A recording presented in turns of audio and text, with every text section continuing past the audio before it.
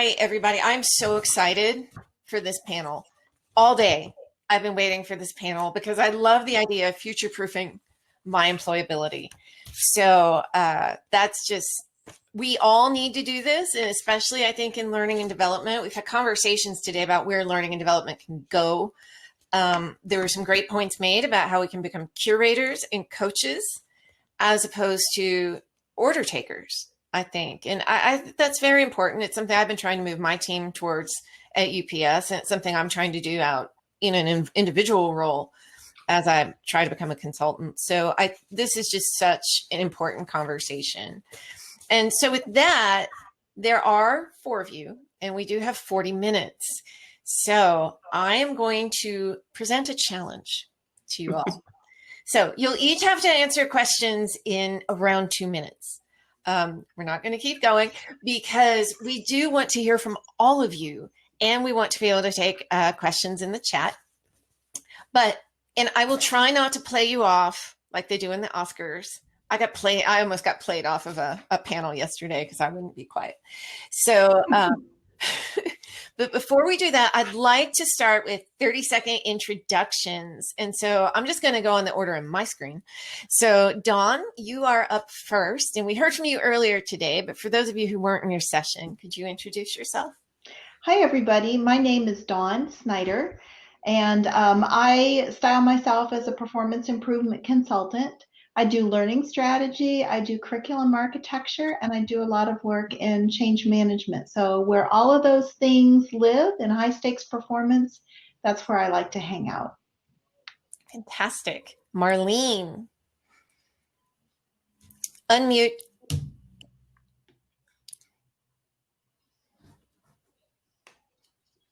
Oh, there you go. It's the meme of the year.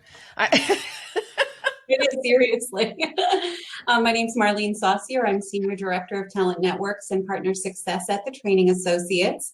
I've been in the staffing industry for a little over 20 years. I've been with TTA, though, for, gosh, over 16 now. And I'm really looking forward to talking with you all and sharing the talent acquisition and staffing point of view as it relates to future ability of learning and development professionals.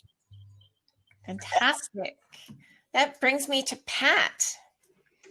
So good afternoon to everybody. So I kind of come at this from a learning and development professional, having built courses, sold courses, worked in corporate education, higher education, actually had a stint at Manpower. So the notion in terms of being able, from employability, of talking about what are the skills individuals need to develop in order to be able to make the pivot, make the change to move forward. So not only as context for our space in L&D, but also what's the process to go about in terms of promoting and marketing yourself.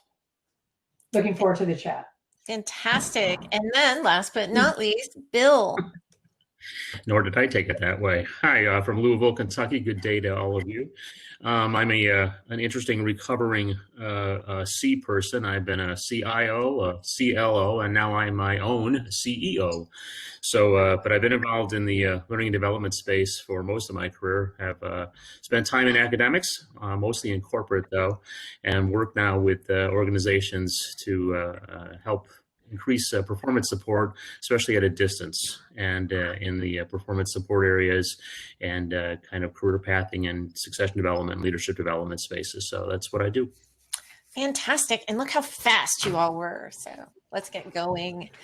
All right. So I'm going to start. We've got a couple questions already set up, and then I fully expect everyone in the chat, hello everyone, to participate, ask us questions, comment on what you hear. I really want an interactive chat. So you all, you're also being challenged.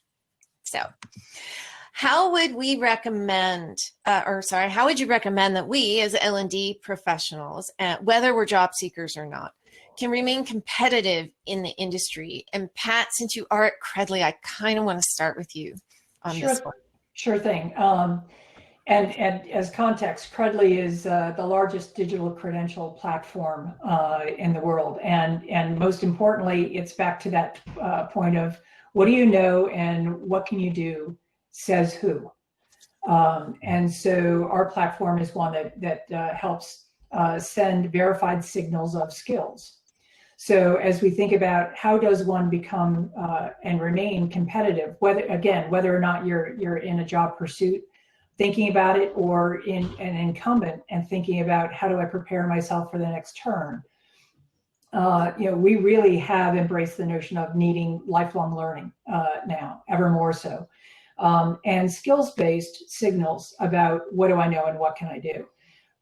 So remaining competitive, and I've had this conversation often in role-based, not just L&D, finance or operations or what have you, that in thinking about being competitive means I need to master all the skills in my particular role, which is important and foundational. So learning professionals being able to have those industry recognized certificates and certifications, whether they come from ATD or the Kirkpatrick's or SHRM or HRCI or any of those kind of recognized authorities that may be recognizing the skills and credentialing that you may have as a way to be able to put forward, verified proof point of your acumen. My biggest point of coaching about this conversation is don't think your wheelhouse is bounded by the skills in your role.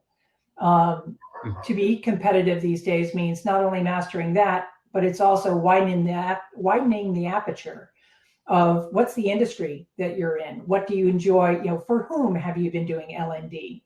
What acumen, what skill sets, what awareness do you have of that particular industry, and what kind of foundational credentials? Not that you have to be an expert, but what are the foundational credentials that you could be earning during this period of time where you have this luxury of focus of investing in yourself? What are those additional kind of signals of skill, knowledge, and competency might you acquire that differentiate you of not only being an L&D professional, an expert, but also one that has an awareness of what does it take to be able to drive the business or define the business in which you're going to be performing that L&D function? Do you know where revenue comes from? Do you know where costs get cut? If you can speak as an L&D professional, but also speak to how do you feed the top line and how do you manage the bottom line, that makes you a very differentiated candidate when you have a conversation. So you all have 4 very different perspectives here, and I love that. And I want to take this question to Marlene because you are a recruiter or a sourcer. I'm still a little fuzzy on the difference. But I'd love to hear what you think how any of us can stay competitive in the industry. No, it's a really good question. And I kind of compartmentalize this question in 3 kind of quadrants or 3 compartments, if you will: people, process, and tools. So, and I'm going to go backwards. Tools, just staying up to date on all of the industry tools and to Pat's point, not being an expert on everything, but having familiarity. I love Burson has this great graphic on all of the different what the heck is he? All the tools within, learning and development, learning platforms, LMSs, et cetera, and just having some familiarity in all of those areas and understanding how they work and how they talk to each other. Process, understanding learning and development methodology, maybe mastery in one, but learning others. And then, of course, the people.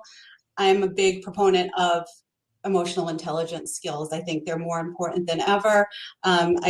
When I work with my team of recruiters, I can teach someone how to be a recruiter, but I can't teach you how to be a good person and how to work well with others. So I think just being very adaptable, having empathy, great communication skills, I think that those are kind of the 3 that make up the holy grail of how to be a great candidate.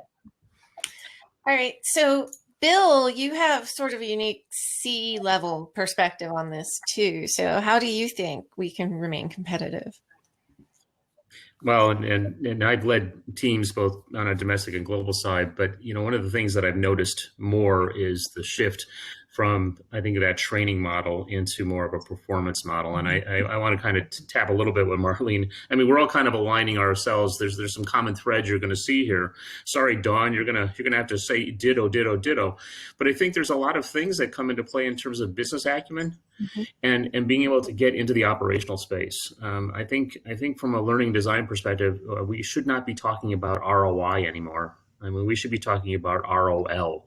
And in that learning, the return on the learning is more about the business metrics. Nobody should be caring about clicks and how many courses and how many butts were in a seat.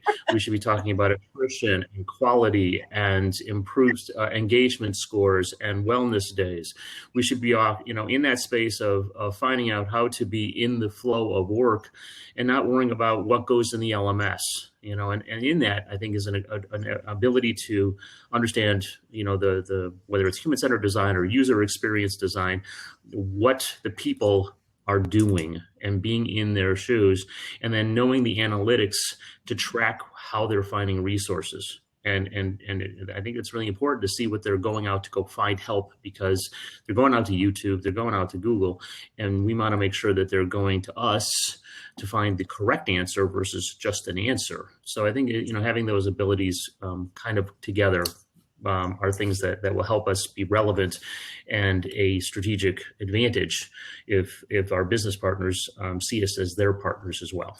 And then finally, Dawn, I know you work a lot with performance analytics and things. So how do you see us staying competitive? Because it seems like there's a big thread of data. Well, I think that's part of it, but I would go up. There we go. I would go upstream from where Pat. We gotcha. You're good. Okay, I would go upstream from where Pat was talking about the credentials and say, the field is shifting dramatically and it's getting broader.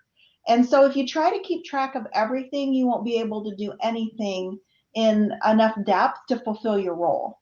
So I noticed that, let's see, it's gone by, but Sharon in the chat mentioned the ATD capability model. So I turn to standard setting organizations when I work with L&D functions and when I work with emerging talent at universities. So ATD's capability model, the International Board of Standards for Performance Improvement and Training, IBSTIPI, the International Society for Performance Improvement. There are a number of groups that do practice analyses and may have tools that will help you say, here's where I excel and here's where I may need more support. So once you figure out where your strengths are and target the areas where you may have a deficit, that's when you know to pursue that credential or that additional skill set that's going to make you attractive to your current employer or to an employment position that you seek. All right, thank you. Okay, so I want to move that a little more and say, yes, the role of L&D is changing, and we keep talking a lot about how L&D needs a seat at the table. But beyond that, how else do you see L&D really changing the companies that they're in and changing our industry, changing and contributing to the future? Marlene. Sorry about that. I shut my microphone off. How learning and development will contribute. That is something I think, as things evolve, obviously this year is proven, as far as virtual training and digitizing training, that has been, huge. And I think it was something that was happening anyways, but it was certainly escalated as a result of what's going on, with COVID. And just, learning and development, definitely getting more of a seat at the table, and being able to consult with the lines of business and understand how learning aligns with business strategy and things like that. That's what we're seeing over here. Bill, what are your thoughts? What I'm seeing is a little bit, in addition to what Marlene is saying, the people that I'm working with, I'm noticing that learning is actually stepping up and creating kind of an environment that is broadening and building a more curious learner, especially in the leadership and supervisory spaces. People have had to become remote both teams and individuals, the issue has come into is how do we do this? And there's the technical level, and then there's the behavioral issues and the issues of leading with compassion, mental health, emotional well-being, empathy. And I'm starting to see more conversation led by learning leaders to come to the overall leadership to say, if we don't take care of our people and help them understand how to take care of their teams, we will all fall down. So I actually think there's an opportunity in this unique space to kind of drive some things that we've known we need to do, putting in, a robust onboarding program, no more of these one and dones, to create connections with coaching and mentoring programs that new employees and even employees that are moving within the organization need for success. And I think this is an opportunity that we in the L&D space can drive a deeper level of business results focused on the people. Pat. I was about to do a Marlene and start talking. Well, there is a little lag on the mute. It's true. So that change in the L&D function, it's really fascinating to watch some of the corporate entities that we're working with, learning development shops, professionals who are now starting to think about issuing digital recognition for achievements, experiences, learning experiences, what have you. As this interesting insight of the role of the L&D professional, because there's less of a conversation about the modality in terms of how the learning is being delivered these days. More and more of a conversation about that role of the L&D professional is that shift from the sage on the stage to the guide on the side. And that guide being informed and nimble about how to be able to coach that individual. These more and more, I think, are becoming an HR department of one.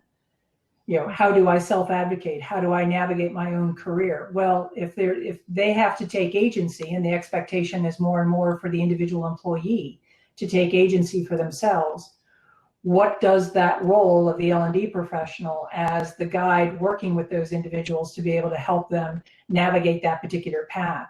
So I think that continued shift for the L&D professional is understanding what does that role of guide mean, and how does one assess whether or not there's the need for reskilling entirely, which may mean a complete crosswalk or pivot. How do you develop those particular new competencies and skills now needed for current jobs and next jobs? Or is this an upskilling kind of opportunity that says, the swim lane we're working in is still the swim lane we're in, but we really need to be able to step it up in terms of levels of acumen within that particular space? And how do you as an L&D professional understand which is it? Or might it be both? Upskill strongly in a particular area, but be prepared for a pivot. So reskill while you're upskilling. Those, I think, are the challenge for the L&D professional, is understanding what are the signals that you need to be attuned to the business. So again, back to Bill's point in terms of understand the business that you're in. You are a function supporting that business. How do you understand that? And then how do you augment further those particular metrics that are meaningful to the business leaders of how do you be able to help shape that talent? Now, Dawn, I'm going to move to you in a minute, but there is a question for Pat in the chat. That are you talking about digital recognition programs for competing trainings or for doing their current job? I'm not sure I know what the competing trainings or for doing their job. I will speak to the fact that the kind of digital recognition that we're seeing is completing trainings. Nothing. Completing trainings. Yeah, it's both. It's both. It's everything. Digital recognition, or just take the word digital out for a moment. Recognition can be done for the entire continuum of learning, whether or not that's experience-based, that could be course completion, that could be internship, apprenticeship work, project-based work, or it could be full-on to the full end of full-on industry certification. Each one of those is a different kind of signal, but still a valuable signal for recognition within industry by industry. Some industries are very micro about wanting to be able to see very granular level skill recognition, because that's very important for understanding someone's capability of and compliance, perhaps, to be able to be allowed to do a job or able to do a job. Whereas other industries may be more broad, they're less granular, they're more broad in terms of the kind of skill mastery that they're looking for. It varies by industry, but all of that is signal worthy. Of does it matter? I like to think of it as the I've now learned this following skill. Who cares and so what? So what is this going to necessarily signal about my ability, my capability, my preparedness for mobility within the employer or mobility outside? Okay. Now, with all that, Dawn, what are your thoughts about how L&D can contribute and change in the future? Well, I think one of the key things that we bring to the table is that performance perspective, because we understand how to look at it, we understand how to measure it, and we understand how to get from A to B with performance. So if we take on that as our role and we partner with others outside the organization, what that means is a change to us, and this kind of camps on points other people have made in this discussion already. We get away from one and done events, and we have to have things that are truly linking with other performance systems so that we really get some momentum for change.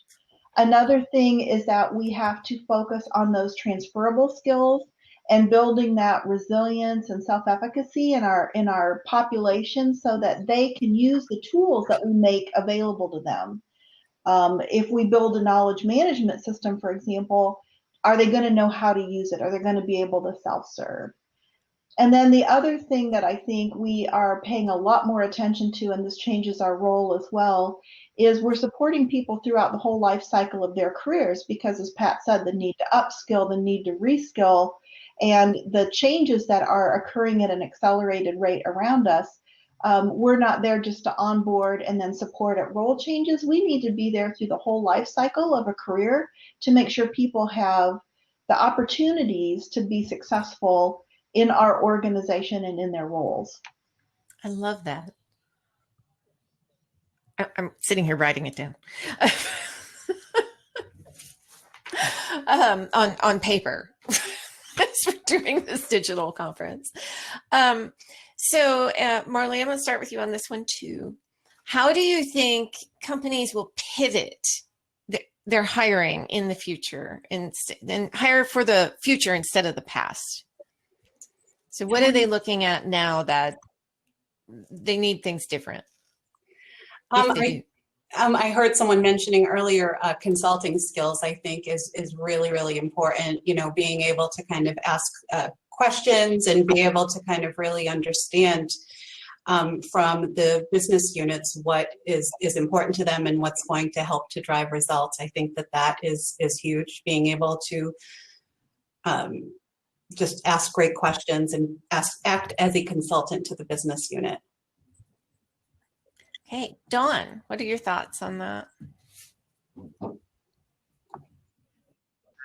Well, I think one of the things we need to do is keep that performance mindset front and center and not get too tied to any specific types of solutions. You know, when we have large learning functions, if you're creating, for example, a micro-learning curriculum and you've got 15,000 assets, the next 1,000 are about maintaining that or pushing that forward. And so sometimes we get tied to our own processes and procedures. And I would think that what we need to do is kind of keep an open mind about what we're bringing forward. It's those consulting skills that Bill and Marlene have talked about, so that we're really taking a look at the situation and figuring out the best fit solution set to what's going to move the organization towards the business goals and other outcomes, learning outcomes, or other things that might be measurable or desirable. Bill. what she said. Well, that's easy. That is less than 2 minutes. I try that. And to me, she's right there. No, I mean, it is. I mean, I really think one of the things that's happening though is that we are moving into that consulting space and away from just, the order taker design model. And nothing against Dick and Carrie or Meg or any of that stuff, but I really think it's moving into the place of understanding, the behaviors and skills and the technical skills that people are using, and helping them define what the level of proficiency is, and identify the path to help them accomplish that, and doing it at that point in time. So I really think finding people that have that broader capability of I think Marlene said it earlier, of having that intelligence of the organization, but also the emotion, and then being able to bring it out to the people that you're supporting and serving is going to be key. And Pat, your thoughts? Times 3 in terms of my agreement with everyone else on the Brady Bunch boxes here. But I also, in response to your question, my mind went someplace else when you're asking that question, which is how is the hiring process changing? And I think we've got such a fascinating time in terms of how the applicant tracking software platforms are working these days, and the AI bots that are out there, and the method by which individuals can disclose what their capabilities, what their qualifications are, but also how are they being discovered proactively in terms of others who are searching for them.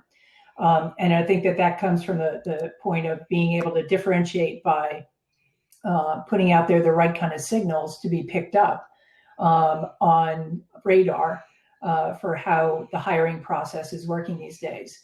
So, really encouraging people to think about, that how of the hiring process of back to the point is built, everyone was making, of understanding the skills needed for that role, functional role, but also the skills, what are the performance-based, outcome-based kind of skills that make a difference for professionals that you would be serving.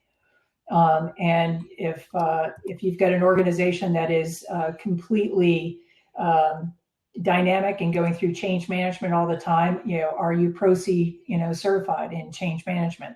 Or, as one of my colleagues here is, are you otherwise qualified in some of these other kind of skill sets? So I'm focusing more in terms of just the whole machine of talent acquisition has gone through incredible sea change. So how do you make sure that you understand that in terms of how the hiring process is, of the intake of talent that you're going to need to work with and what those qualifications are, but also how do you then prepare yourself to be discovered also in that way if you're currently looking for a position. Sorry about the barking dog. It's his dinner time. And he was surprisingly behind me, and I didn't know that till he barked. All right. There's a great question in the chat, and Sharon is asking, we are bringing in a lot of employees who need to know so many things. So how would we go about onboarding them now? Because they need to know so many skills. And then Fausto continues with that, with how do we show that we embrace them? We want to build their skills, but we also want to embrace them. So how do we do that with the so much information we have to throw at them anymore? And she clarified that just a little bit more. Sharon clarified that, saying to onboard L&D folks, either as employees or contractors. Just yes, Pat. So it's how best to be able to bring, how to help people drink from the fire hose. Would that be another way to characterize exactly, that? Exactly. Yeah. As a manager of mine said before, you can be expert, you can be good at many things, you can't be good at everything. So of that laundry list that never ends in terms of, gosh, I'd love someone to be, expert in this and capabilities and experience in that and what have you. Somewhere along the line, everyone has to prioritize. each organization in terms of whether it's the hiring process or the onboarding process, how are you going to organize and assess mastery for what's important? Who cares and so what? Back to my point again. Is it more important for them to be able to learn these particular skills, and why? I think that's the other important question to be asking in that prioritization of the laundry list of, what's the metric, business metric we're going to be able to drive if someone is expert or masters this particular skill set as opposed to something else. I think achieves two ends in sorting out your wish list. One is it helps you to communicate, what is the value of your L&D professionals to the business when someone else says, what do my L&D people bring to the table, in a way that is business speak, that others can be able to understand and value. And it also helps communicate a culture and have this chip in your head, new onboarded L&D professional. The reason why I'm prioritizing this skill is because it ties to this particular business capability or business opportunity that serves the rest of the organization. Again, you're feeding the top line or you're saving the bottom line. Which master does it serve and how? I think helps, further underscore the business acumen as well as professional role acumen that you would want to have someone have. All right. Now, Dawn, what are your thoughts on, as Pat so succinctly put it, how do we feed them from the fire hose? Well, I don't think you do. And I would say exactly what Pat said. It's our job as learning professionals, whether it's for our own or whether we're helping other parts of our organization. It is incumbent on us to figure out what good looks like and to set priorities so that people have a balanced load and can be successful. The worst onboarding programs I have seen are when everybody who has an agenda stuffs something into the onboarding program, and at the end of the onboarding program, those poor people are no more ready to perform than the man in the moon. In fact, they're probably more confused than they were when they walked in the door.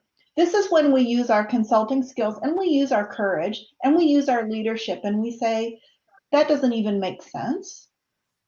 We figure out what good looks like. We figure out what the standards are using our analysis tools. We set priorities, like Pat said, through that business lens. What is going to make the biggest difference now? And then we organize it in such a way that human people, Yes, can actually achieve what we're asking them to achieve. Because what is more inclusive, giving people stuff that makes them feel they'll never be able to be successful, or really giving them a journey that is bite-sized and people-sized and human-sized, that's really geared towards what they need to perform?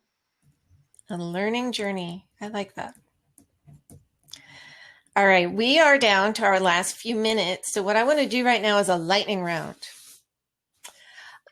What will, and quick as you can, what will, as interviewers are coming to or job seekers are coming to the interview table now, and they want to stand out from everybody else. They want to be the ID of the future, the learning professional of the future.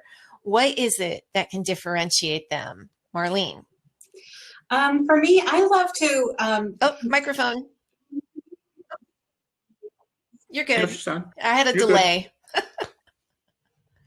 Now you're off. Now you're off. You're mute. You were good the first time. There's a lag at times. There you go. Yeah. Can you hear me now? Okay. Yes. So when I work with candidates, I always kind of recommend when they're interviewing with clients how important it is to present their body of work and their experience, kind of like a case study. So what kind of business problems were you working on? What did you do to help solve them, and what was the business result? I think that, being able to kind of speak in business results is really helps people along and shows their ability to solve problems. Fantastic. Bill, what makes somebody stand out? Same thing. The ability to listen, ask the right questions, Show me that you can consult. Show me you can hear, and hear with your heart. You know, go for the root problem. Don't go for the top stuff, and listen to the person, and you know, that's key for me. What will make someone stand out? I think doing your homework with regard to the opportunity of the organization that you're talking. You know, probably one of the greatest skill sets that I've valued when I've interviewed people has been what's their sense of curiosity. Have they done a little homework?